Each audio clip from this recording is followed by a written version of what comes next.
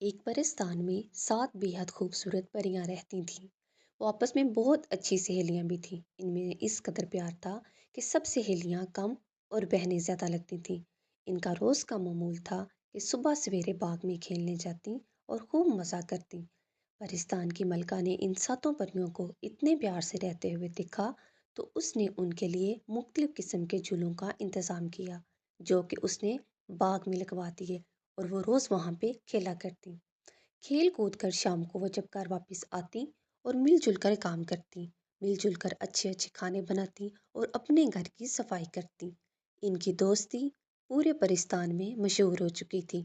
ایک دن صبح سویرے باغ کی سیر کرنے کے بعد وہ اپنے معمول کے مطابق دوپہر کو گھر لوٹنے کے بعد سو گئیں۔ جب شام کو اٹھی تو کیا دیکھتی ہیں کہ ان کی ایک سہیلی تیز بخار میں تڑپ رہی ہے۔ ان میں سے ایک ڈاکٹر کو بلا لائی۔ ڈاکٹر نے بتایا کہ بیمار پری کا علاج صرف اس طلسمی پھول سے ممکن ہے جو پہاڑی کے ساتھ جھرنے کے اوپر لگا ہوا ہے، اور تم سب جانتی ہو کہ وہ جھرنا کس قدر اونچا اور خطرناک جگہ پر ہے۔ ایک پری بولی، ہاں حکیم بابا، ہم سب یہ بات بخوبی جانتی ہیں، لیکن اپنی دوست کی صحت یابی کے لیے وہ پھول بھی تو لانا لازمی ہے، اس لیے ہم سب مل کر وہ پھول لائیں گی، اس کے لیے اپنی جان پر ہی کیوں نہ کھیلنا پڑے۔ اگلی صبح فیصلہ کیا گیا کہ ایک پری بیمار پری کے پاس بیٹھے گی اور باقی سب مل کر پھول لینے جھرنے پر جائیں گی۔ جھرنے کے قریب پہنچ کر انہوں نے اونچائی کی طرف جانا شروع کیا، لیکن اونچائی ان کے پر اڑنے کی طاقت کو روک رہی تھی۔ اب وہ زیادہ اوپر نہیں گئی تھیں کہ تھک ہار کر نیچے آ گئیں۔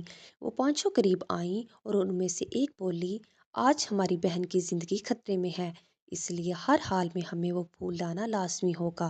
اتنا کہہ کر پانچوں پریوں نے ایک دوسرے کے ہاتھ میں ہاتھ ڈال لیے اور بولی، اس طرح سے ہماری جادوئی طاقت بڑھ جائے گی اور ہمارے لیے پھول لانا آسان ہوگا۔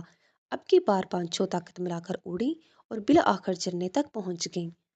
انہیں کچھ فاصلے پر ایک سفید پھول نظر آیا اور وہ سمجھ گئیں کہ اسی کا عرق پلانے سے بیمار پری صحت یاب ہوگی۔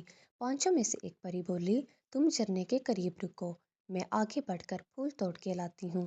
اتنا کہہ کر پری پھول کے قریب پہنچی اور اسے توڑنے میں کامیاب ہو گئی۔ اس سے پہلے کہ وہ واپس لوٹتی، پانی کی تیز دھار اور ہوا سے وہ اپنا توازن برقرار نہ رکھ سکی۔ سفید پھول کے اس کے ہاتھ میں موجود تھا اور وہ پانی کی تیز موجوں میں آگے ہی آگے بہتی جا رہی تھی۔ یہ دیکھ کر دور کھڑی چاروں پریوں کے حواس ساتھ چھوڑنے لگے۔